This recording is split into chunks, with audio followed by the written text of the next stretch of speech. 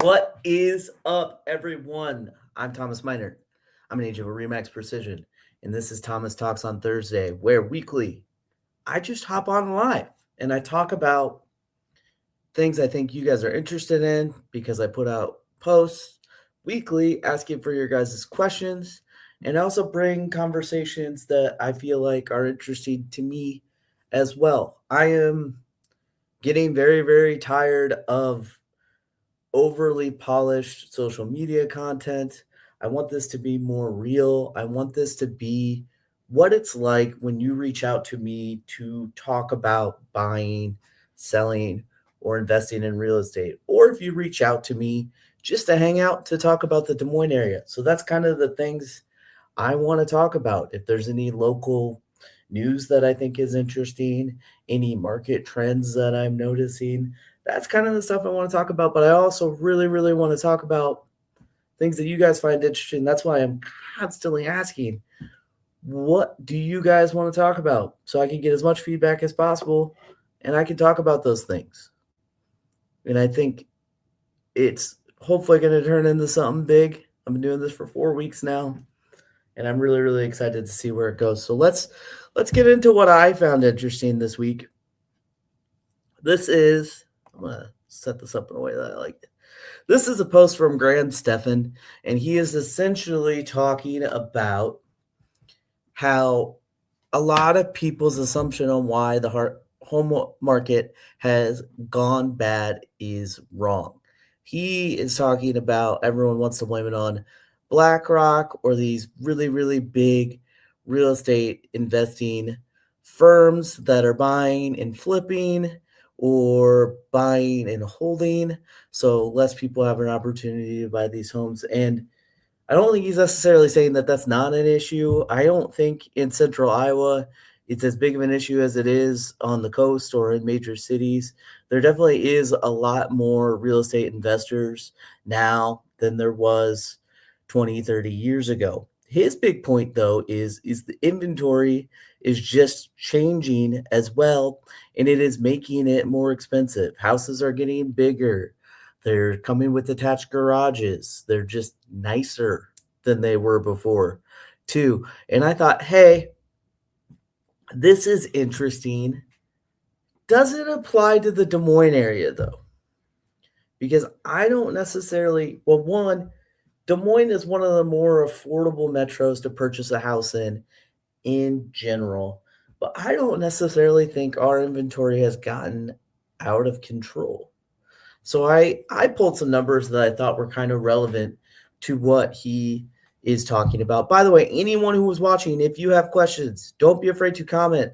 I will answer anything and everything as long as it is suitable for work.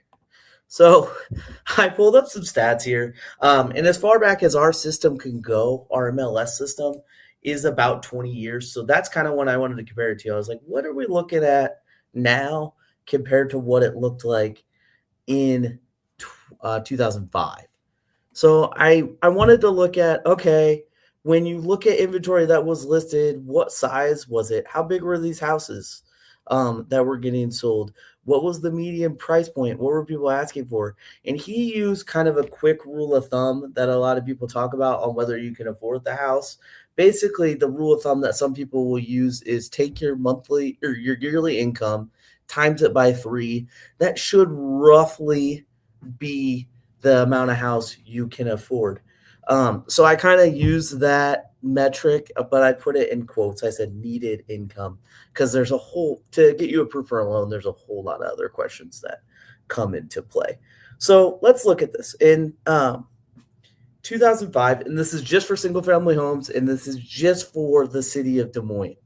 So in 2005, the median square foot for a new construction house was 1,424. The median square foot finished for a resale house was just over 1,000. What are you looking at today for a new construction house in the city of Des Moines? You're looking at 1,433. So essentially the same thing, right? So there's a lot of other factors that come into play here. In Des Moines proper now, if you build a new construction house, it has to have a two-car attached garage, which that was not a restriction in 2005.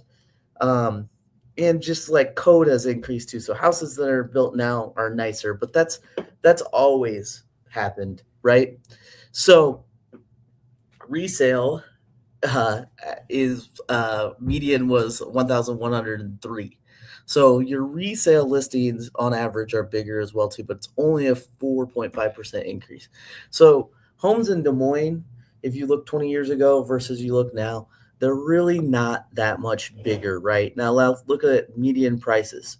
A median price for a home that was sold for new construction in 2005 was $170,000. A median price for a home that is sold in 2025 for new construction is $336,000. That's a 97.8% increase in 20 years. So, yes, new construction has gotten more expensive. I'm going to really quick do this so I can read this a little better. Okay, so let's look at resale. Resale median price of a resale single family home in Des Moines was $103,000. 2025, we're looking at $215,000. So 108% increase, which for 20 years, that is not crazy appreciation. But this is something I talk about with Central Iowa all the time. Central Iowa real estate market is kind of sort of slow and steady. You're kind of always getting your 2-3% appreciation. The positive sides of a market where appreciation isn't so swingy is the dips aren't that bad either. And that's actually going to lead into a question that I'm going to answer later that Zach Miller asked. So 108% increase. So your quote unquote needed income to buy those types of homes, 2005, your household income needed to be right around $57,000 a year. So 57,000 to buy new, 34 to buy a resale. What was the median income at that point in time? Well, it was $46,000 and $46,500 according to Fred. That was the median income in Iowa in the year 2005. So your median income was higher than the quote unquote needed income to buy a median resale single family home. You would be able to afford that. So median, remember, is not average. Median is if you take 100 listings, what was the sales price of the one that was right in the middle of that stat block? So you look at 100 houses, your average, your median household can afford half of the houses, actually probably more than half of the houses. So 2005, that's a pretty reasonable market. Also, fun fact about 2005, interest rates were about the same. They were within like 0.2 interest points of each other. So interest rates exactly the same. Cool. So let's compare that to 2025. Your quote unquote needed income to buy a new construction house in 2025 was $112,000 a year is what you would need to make as a household to more than likely be able to afford your average-ish new construction home in the Des Moines Metro. Not the Des Moines Metro. This is just pulling stats from the city of Des Moines. So that's gone up quite a bit. And it's gone up quite a bit, especially when you compare it to the median household income in the state of Iowa in 2024. The median household income in the state of Iowa was $85,000 and $480. So that's a big gap. So in 2005, the gap was $10,000, and now the gap is 30,000. Yeah. But the gap that is still looking about the same is resale. Average median income is 85, and your quote unquote needed income to buy a resale home in Des Moines is 72,000. So what's different? Why is the average age of a first-time home buyer 40 years old? I think this kind of tells it. I mean, you guys can tell me if I'm crazy. But I think And I don't want to put everyone in the same box because everyone is different. And I've sold to a ton of people that are the complete opposite of what I'm about to say right now. I just feel like the average first time home buyer doesn't want to buy a starter home anymore. They would rather rent until they could buy what would stereotypically in the 80s be most couples' second or third home. They don't want to deal with that starter home. They don't want to deal with that home that needs work. They don't want to deal with the home that needs sweat equity to make it worth more. They would rather rent an apartment or rent a house, save up cash, make more money, and have their income wait until it gets to a point where they can buy that second or third home. They can buy a new construction home. You know what I'm saying? So you guys tell me if I'm crazy here because it if you look at national news and you follow all of that, they make it seem like home affordability is really, really bad. But if you look at the Des Moines market, this makes it seem like it's still just about as affordable as it was 20 years ago. Now, there is some other factors. Taxes have increased quite a bit. I didn't do any research into that, but I bet taxes have probably increased, honestly, more than that 100%. Insurance has increased quite a bit. I bet that's increased more than that 100%. So when you meld it all together, your monthly payment is probably higher than just what these prices are saying. But if you just look at the price and you just look like at the median family in Iowa, we should be able to afford these houses. But I just feel like there's not a lot of couples that get married like 25, 26 instead of buying a starter home that year. I feel like a lot of them are waiting 4 or 5 years to buy that one tier up, that higher price point, and they would rather just rent in the meantime.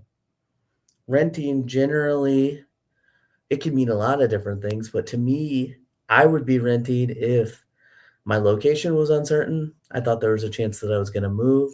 I would be renting if I knew I couldn't handle the stress of an emergency project on my house that was coming up. If I couldn't handle that, if I didn't have the budget to fix a sewer backing up, I wouldn't buy a house, you know?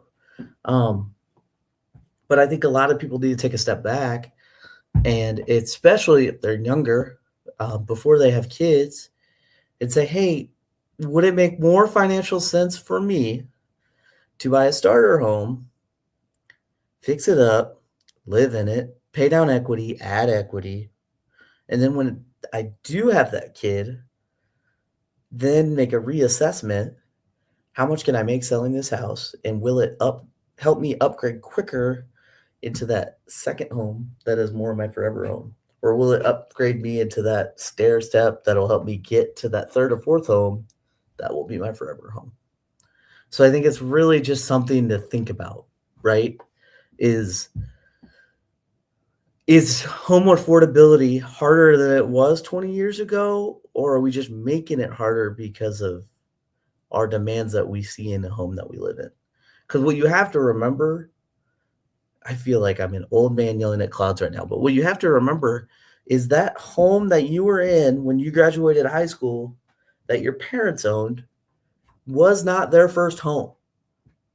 That's probably their third or fourth home that they stair stepped up into.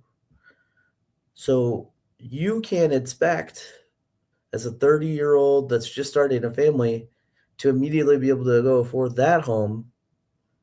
That's a home that you can expect to own in 15 or 18 years if you play it right, right? So it's just always something to think about. I think it's really, really interesting. Let's flip this up a little bit. Zach Miller commented on my post yesterday, and anybody who is watching, you can always do this. You can always comment on my post, and I will answer any sort of question you have. So don't be afraid to comment.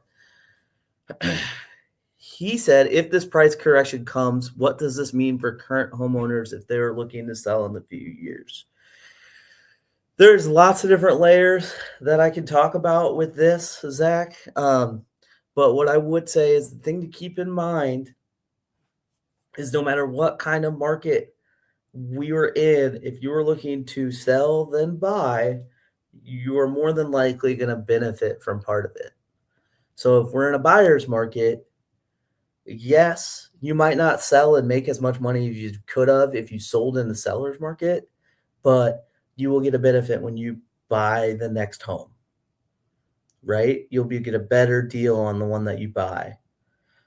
If you're in a seller's market, it's going to be super, super easy to sell your current home, but you're then have to go buy a home in a seller's market where you're going to be dealing with a lot of competition and you're probably going to overpay. Me personally, I think there's a lot more opportunity in a buyer's market to get an upgrade. And there's a lot of convenient things about buying in a buyer's market that just aren't possible in a seller's market. In a buyer's market, closing cost considerations are a lot easier to get. Repairs on the house that you're buying are a lot easier to get. So you can move into a house where you're getting help with down payment.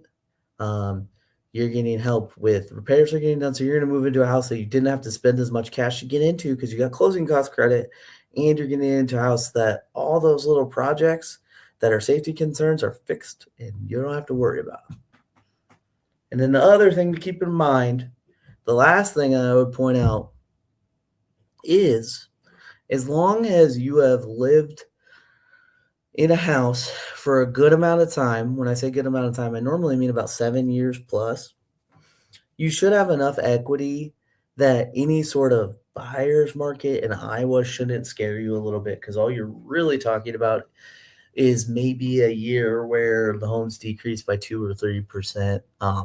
Statistically, if you look at the last 20 years, that's other than 2008, that is about the worst that you see in central Iowa.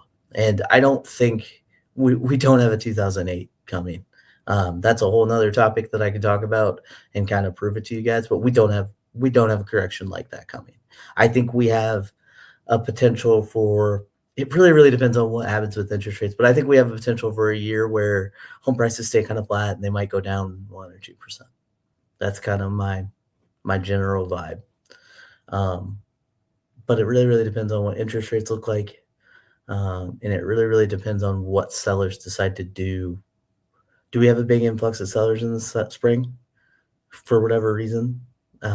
Do they get really, really encouraged to list their homes? Because if we get a flood of inventory, then maybe we see prices get a little worse than what I was just talking about there. Or do we see interest rates drop quite a bit? They get to 5.5, then we have a bunch of buyers run into the market, and then it swings back to a buyer's market really quick. That could also happen. So I guess the answer to your question would be that, Zach. I mean, in some situations, hopefully I think the people that are thinking about selling have bought in 2019, 2020. You saw a lot of good years of appreciation there, and the quote unquote correction that is coming is not going to erase all that appreciation that you had. So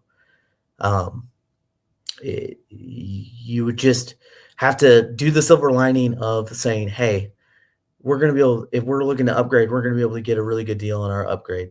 So let's get a really, really good deal on a house. And if we do get a really, really good deal on a house, let's sell our house. And maybe we don't make as much as we thought we were going to make 2 years ago, but we get a really, really good deal in the next place that we're moving into. So that's kind of the silver lining of it. Just know anytime you are looking to sell, then buy, whether it's a seller's market or a buyer's market, one of those sides of the transaction is not going to be the best for you.